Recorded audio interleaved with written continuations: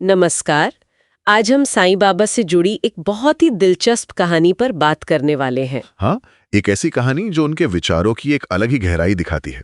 हमारे पास जो जानकारी है उसका शीर्षक है साईं बाबा स्वयं एक शिष्य। और आज हमारा मकसद है बाबा के इस कथन के पीछे छिपे मतलब को समझना। बिल्कुल, जब उन्होंने खुद को ही एक शिष्य बताया। ये सोचने में ही थोड़ा अजीब लगता है ना, जिसे लाखों लोग अपना गुरु मानते हैं, वो व्यक्ति खुद को शिष्य क्यों कह रहा था। चलिए इसे समझने की कोशिश करते हैं। ठीक है। तो कहानी गुरु पूर्णिमा के दिन की है।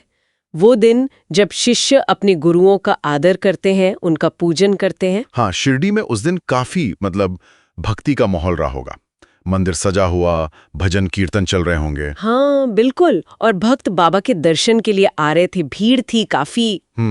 और इसी माहौल में एक नया भक्त आया बाबा के सामने। बहुत श्रद्धा से उसने कहा। क्या कहा उसने? उसने कहा, हे बाबा, आप ही मेरे जीवन के सच्चे गुरु हैं, कृपा करके मुझे अपना शिष्य बना लीजिए। अच्छा, ये तो आम प्रार्थना है जो कई भक्त करते होंगे। हाँ, लेकिन इसके बाद जो हुआ वो आम नहीं था। क्या हुआ फिर? बाबा मुस्कुराए और उनका जवाब ऐसा था जिसने शायद सबको चौंका दिया होगा। क्या कहा बाबा ने? उन्होंने कहा, मैं तो खुद एक शिष्य हूँ। मेरा गुरु वो तो ज्ञान का समंदर है और मैं उसका बस एक छोटा सा कण। ओह, ये तो सच में बहुत बड़ी बात है ना? यहीं पर बात दिलचस्प हो जाती है।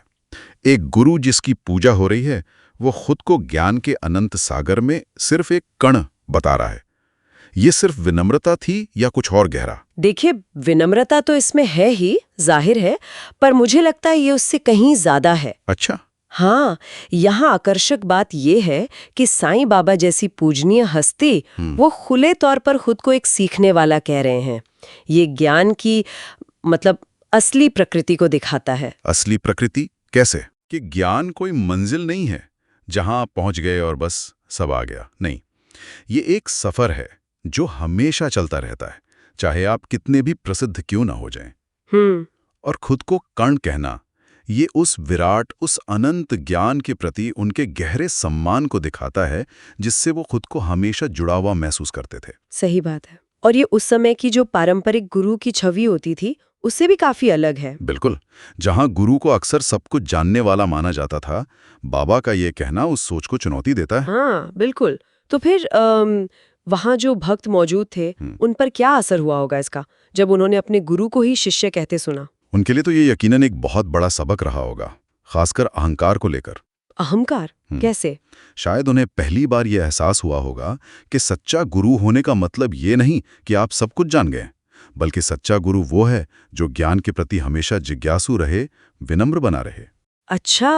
बाबा के शब्दों ने उन्हें दिखाया कि खुद को छोटा मानना, कण मानना, उसी से ज्ञान का वो विशाल समंदर दिखाई देता है।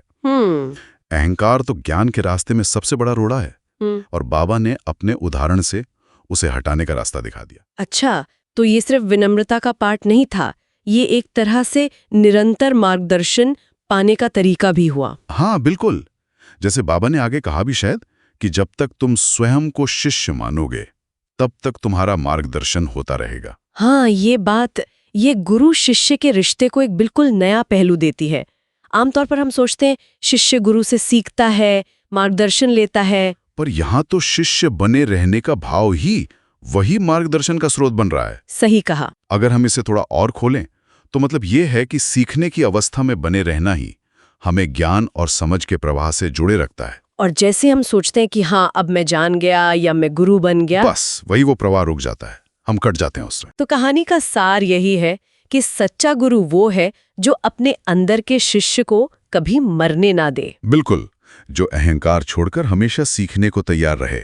और सच्चा शिष्य बनने की पहली शर्त, जैसा बाबा ने दिखाया, खुद को ज्ञान के उस विराट विस्तार के सामने विनम्रता से स्वीकार करना है, यानी कण बनना। हाँ, कण बनना।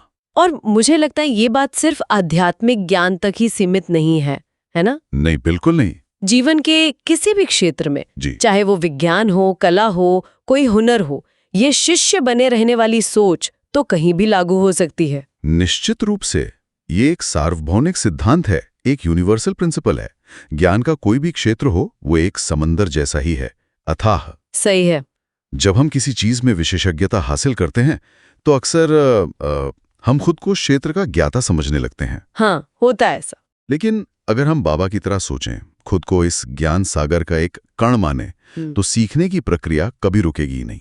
हम नए विचारों के लिए, नए दृष्टिकोणों के लिए ज्यादा खुले रहेंगे।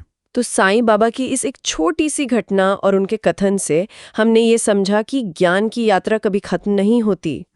उन लोगों के लिए भी नहीं जिन्हें हम आदर्श या गुरु मानते हैं। सीखने का दरवाजा हमेशा खुला रहता है, बस शर्त यह है कि हम खुद को शिष्य बनाए रखें। और ये बात हमें एक और सवाल पर सोचने को मजबूर करती है। क्या? कि अगर हम सब अपने अपने काम में, अपनी विशेषज्ञता के क्षेत्रों में खुद को एक स्थापित गुरु या एक्सपर्ट समझने के बजाय एक निरंतर शिष्य मानने की सोच अपना लें, हाँ, तो हमारे सीखने का तरीका, दूसरों के साथ ज्ञान बांटने का तरीका और यहाँ तक कि हमारी आपसी बातचीत का तरीका, वो कितना बदल सकता है। ये तो सोचने वाली बात है। क्या खुद को उस ज्ञान के समंदर का सिर्फ एक कण समझना हमें किसी ज्यादा गहरी समझ और शायद ज्यादा सहयोग की तरफ ले जा सकता है?